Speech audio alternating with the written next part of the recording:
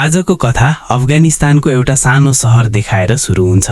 त्यसैले दैनिक जस्तै आज पनि मानिसहरू आफ्नो काम गर्न घर बाहिर निस्कन्छन्। तर त्यसपछि उनीहरूमाथि केही हवाई आक्रमण भयो जसमा कैयौंको अकस्मात मृत्यु भएको थियो। तर यति मात्र होइन, त्यहाँ केही ट्याङ्कहरू पनि आउँछन् जुन रुसी सेनाका थिए। त्यसमा बसेका सिपाहीहरूले त्यो सहरमा उपस्थित मानिसहरूलाई मार्न थाल्छन्। तर त्यहाँ केही महिलाहरू थिए जसले आफ्नो घर र परिवार ध्वस्त भएको देखे। त्यसैले उनीहरूले यसको विरोध गरे र ट्याङ्की रोक्न प्रयास गरे। तर भित्र बसेका निर्दयीहरूले बाहिर विषाक्त ग्यास फाले जसमा केही महिलाको ज्यान गएको थियो भने कोही भागे। जब उसलाई लाग्यो कि सबै सकियो, तब बाहिर निस्किए र सबैको घरमा आगो लगाए। पानी पनि पिउन नसक्ने गरी उनको पानीको इनारमा विष हालिदियो। यति निर्दयी को हुन सक्छ? तर यो सबैको कारण के हो उनीहरूलाई पनि थाहा छैन। तिनीहरूले भर्खर आदेश पाए। अनुसन्धानका क्रममा उनीहरूले नगर प्रमुखलाई पक्राउ गरे। उहाँका बाँकी साथीहरू कहाँ छन् भनेर सोधे, जसले दिनहुँ रुसी सेनाका सैनिकहरूलाई मारिरहन्छन्। त्यसैले उनीहरू चारैतिर फैलिएको उनले बताए। उसले जतिसुकै प्रयास गरे पनि आफ्नो देशलाई जित्न सक्दैनन्। र यो सुनेपछि क्याप्टेन भित्र आगो सुरु हुन्छ र त्यही कारण उसले त्यो ट्याङ्कको पाइलटलाई ट्याङ्कीले कुच्न भन्यो। तर त्यो व्यक्तिले यत्रो हिम्मत जुटाउन सक्दैन र त्यसपछि क्याप्टेन उसलाई धेरै रिसाउँछन्। सबैको अगाडि अपमान पनि गर्छ। यसैबीच भागेका ती महिलाहरू फर्किए र उनीहरू मध्ये नेताकी श्रीमती पनि थिइन् जसले उनीहरूका अगाडि ज्यान मागेर बसिन्। तर पाइलटले आफ्नो कप्तानको आदेश पछ्याउँछन् र हजारौं टन तौल भएको ट्याङ्की जिउँदो मानिसमाथि दौडिन्छ, जसका कारण उनको त्यहाँ निर्ममतापूर्वक मृत्यु हुन्छ। सबै कुरा सकिएपछि यी मानिसहरू उनीहरूको निर्देशनमा आउँदै गरेको अर्को टोलीलाई भेट्न गए। एकअर्कालाई निर्देशन दिन कुनै समस्या नहोस् भनेर दुवै बीच रेडियोमा कुराकानी पनि हुन्छ।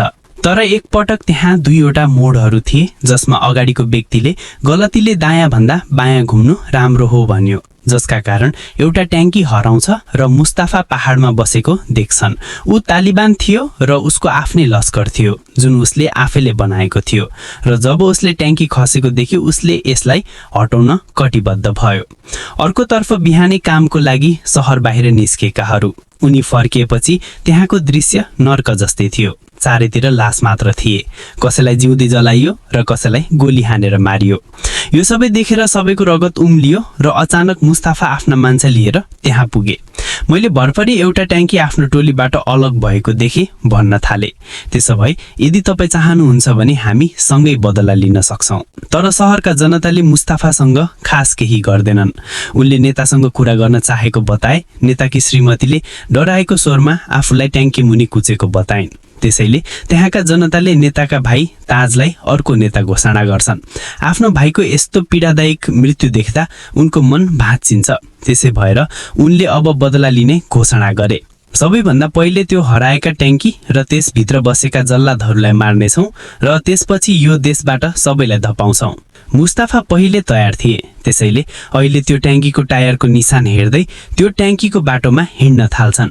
त्यो ट्याङ्की तातो उपत्यकाको बीचमा रोकियो किनभने अब पाइलटले कहाँ जाने भनेर बुझ्न सकेनन्। क्याप्टेनसँग नक्सा छ, तर समस्या यो थियो कि यो मोडभन्दा बाहिरको नक्सा जलेको थियो। त्यसैले अहिले आफू कहाँ उभिएका छन् भन्ने आफैलाई थाहा छैन। यसैबीच मुस्ताफा र मानिसहरूले उनीहरूलाई चारैतिरबाट आक्रमण गर्न थाले। तर ती सबै मानिसहरू मिलेर त्यो ट्याङ्कीलाई धेरै क्षति पुर्याउन सकेनन् किनभने उनीहरूको लक्ष्य धेरै खराब थियो। र यसै बीचमा ताज हेर्छ यो आक्रमणमा काकाको खुट्टामा चोट लागेको थियो। उसले उसलाई फिर्ता जान आग्रह गर्छ, तर उसले उसको कुरा सुन्दैनन्। उनले आफू पठान भएको र पठानले कहिले पछाडि गोली हान्दैन भनेर बताए। उनको हिम्मतले सबैलाई जीवन दियो।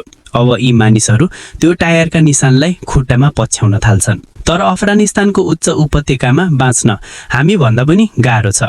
त्यसैले सबै धेरै थाकेका छन् र तिनीहरू मध्ये एकजनालाई धेरै तिर्खा लागेको थियो। त्यसपछि उसले नजिकै पानीको स्रोत फेल्छ जसमा उसले मुख हाल्छ र छिटो पानी पिउन थाल्छ।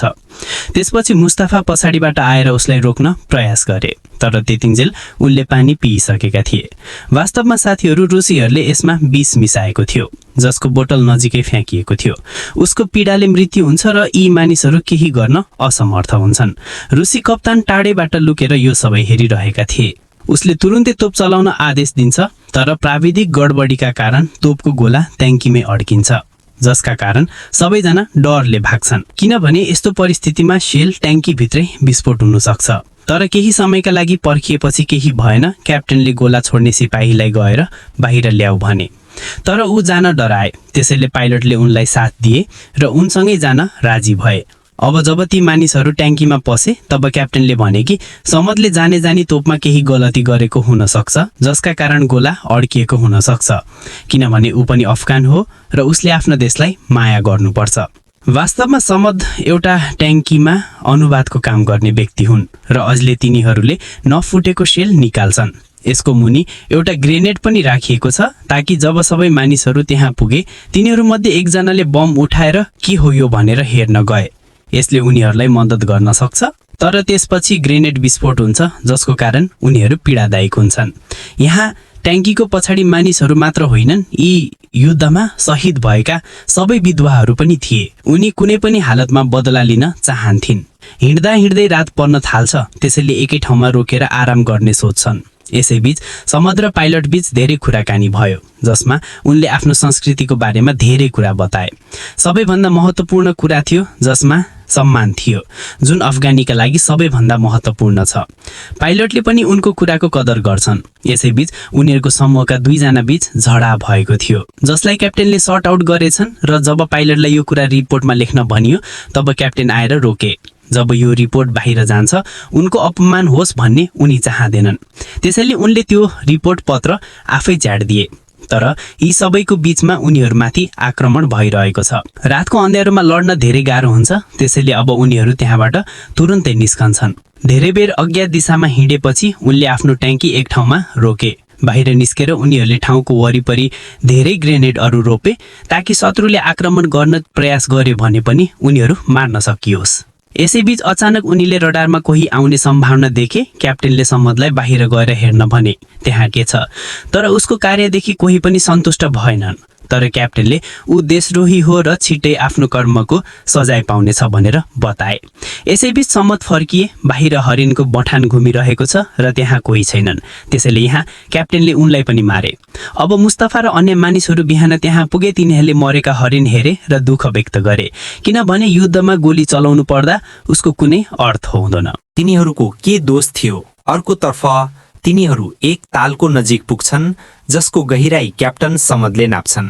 जब ऊ बाहिर निस्कन थाल्छ, उसले उसलाई पछाडिबाट गोली हानेर मार्छ।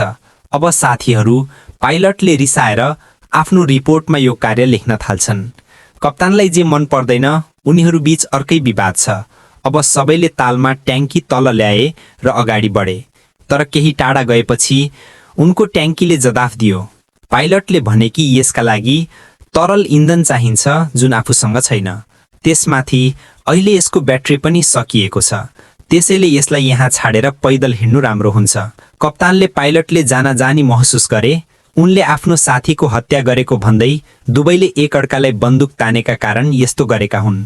तर कप्तानसँग अन्य सिपाहीहरू थिए जसले उनको आदेश पालन गरे र पाइलटलाई चट्टानमा डोरीले बाँधे, उनको टाउको तल ग्रेनेड राखे र त्यहाँबाट गए।